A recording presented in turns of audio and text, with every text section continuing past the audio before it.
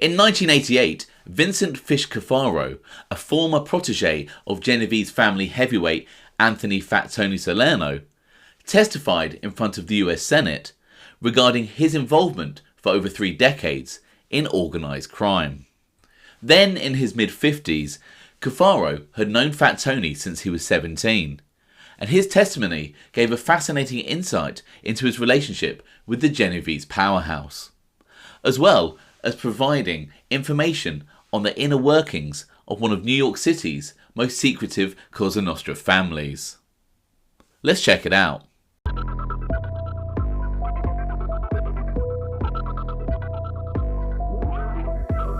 Welcome to OC Shorts, bringing you detailed historical snapshots of the American Mafia and other organised crime. Feel free to subscribe if you like that sort of thing. Today we're going to take a look at Genovese soldier Vincent Fish Cafaro and some of the highlights of his famous 1988 testimony in front of the US Senate.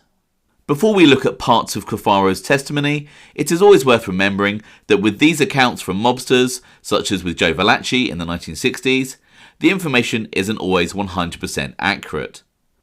The gangsters are sometimes referencing street talk rather than actual facts, or embellishing some stories, or simply misremembering. But despite this, Vincent Fish Cafaro's testimony did provide fascinating information on Fat Tony and the Genovese family. Vincent Fish Cafaro was born on August 27, 1933 in Vicenza in the northeast of Italy. But his family emigrated to the US and Cafaro grew up in East Harlem. At the age of 17, Vincent Cafaro was pinched for possession of 2 ounces of heroin. His family turned to local mobster Anthony Salerno for assistance with the wayward youngster. Cafaro testified, "My grandparents went to Fat Tony Salerno, at the time a soldier in the Genovese family or brigade, for help. Fat Tony took me aside and gave me some advice. Leave the junk alone. If you need money, go out and steal." This first introduction between the pair happened in around 1950 when Fat Tony Salerno was 39 years of age and a soldier in Michael Trigger Mike Coppola's powerful 116th Street crew. Cafaro continued his testimony. 6 or 7 years later, around 1958, Fat Tony came to me and asked if I wanted to work for him in a numbers office. I said yes, and stayed with Fat Tony for the next 25 years. In the end, Fat Tony had become, in many ways, like a father to me. Interestingly, Cafaro also mentioned an incident with Joe Valachi, a man who would go on to testify about the secrets of Cosa Nostra, something that Vincent Fish Cafaro would be emulating 25 years later.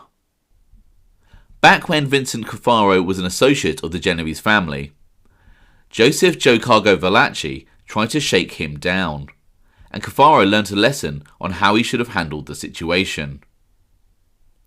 Cafaro had a small gambling operation in the back of a candy store, and Valachi offered to send some players his way.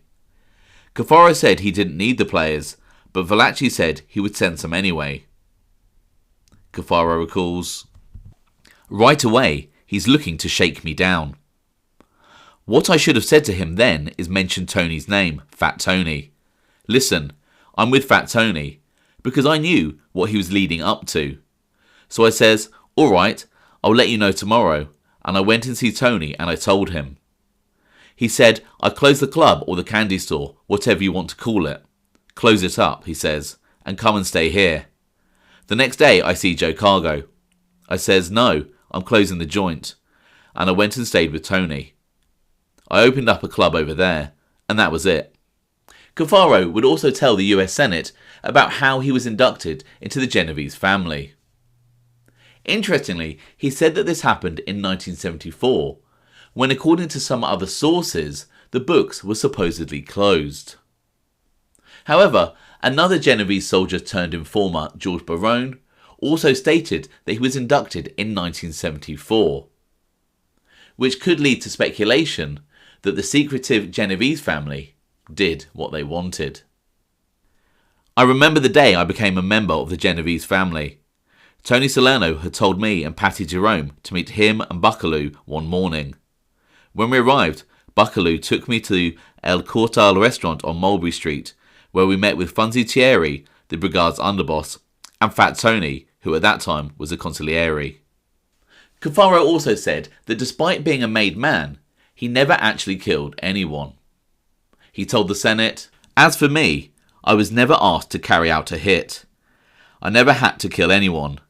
This was because Fat Tony always looked out for me. It was like a father-son relationship. However, I knew that if I was ever asked, I would have to kill or be killed." Despite this, it is important to note that in 1988, at the time of this testimony, Vincent Fish Cafaro had no immunity deal with the government and may not have wished to implement himself in any murderous activity. Cafaro would run the numbers business for the Genovese family in West Harlem from 110th Street to 153rd Street. He recalled the vast amounts of money that he made for himself and for his mentor, Tony Salerno.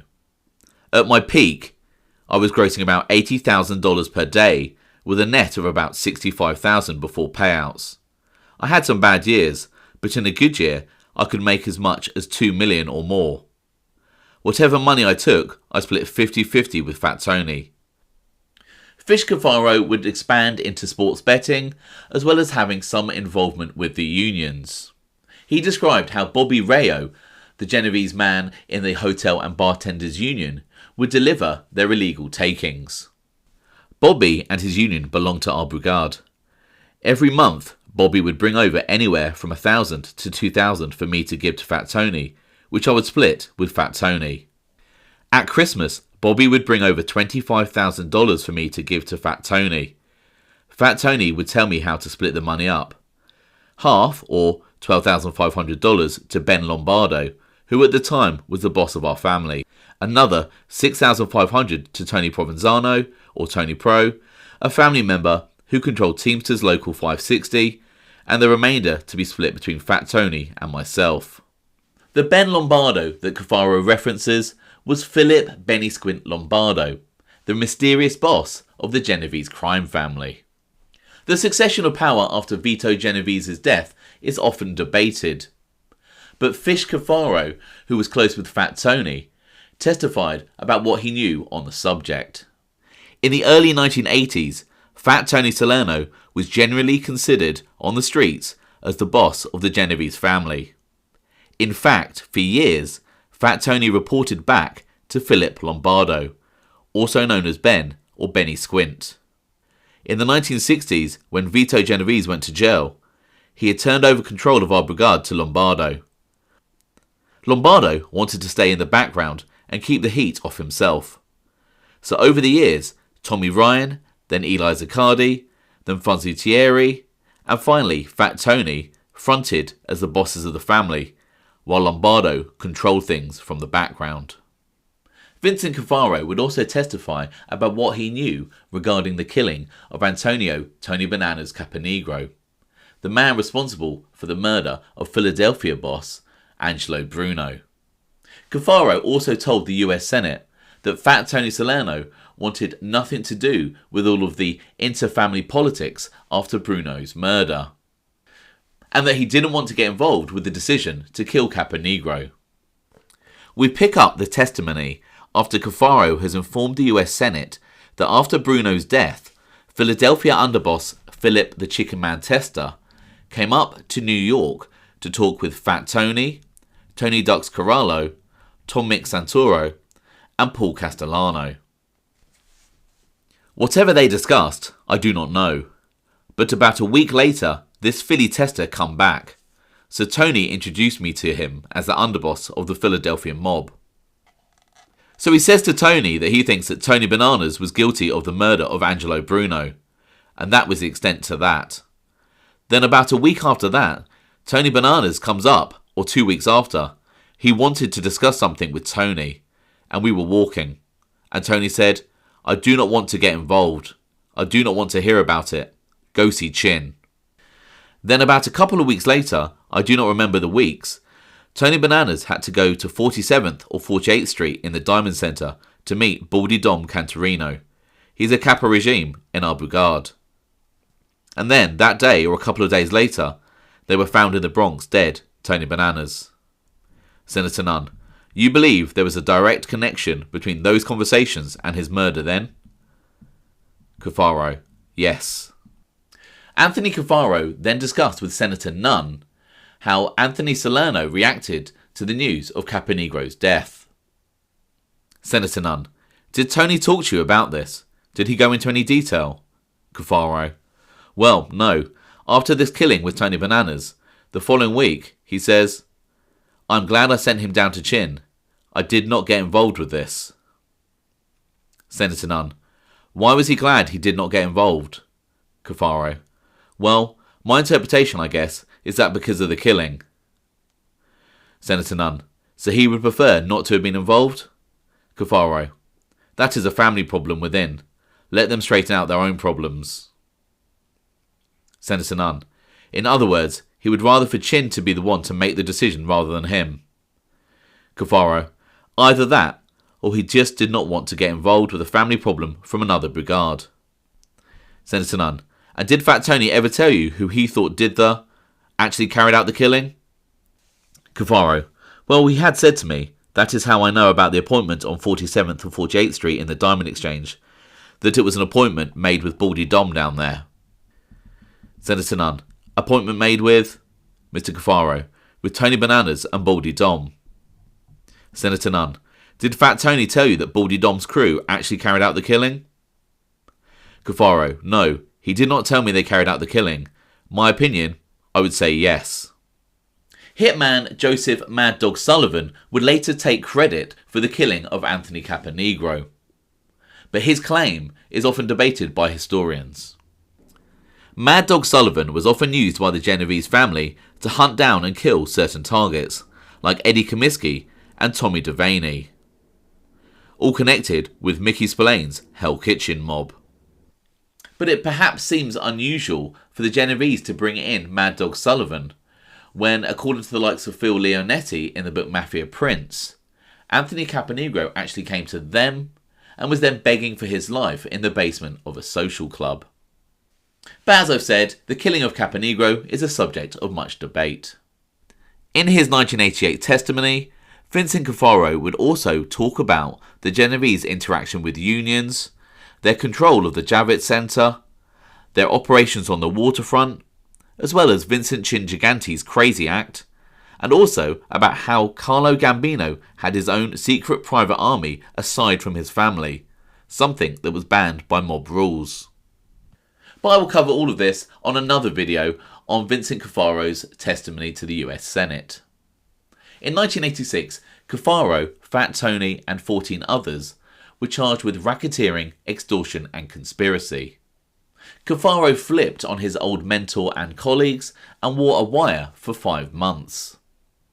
Cafaro claims that he decided to turn informer after Fat Tony had threatened to hit him with a cane over a $65,000 debt that Cafaro owed him.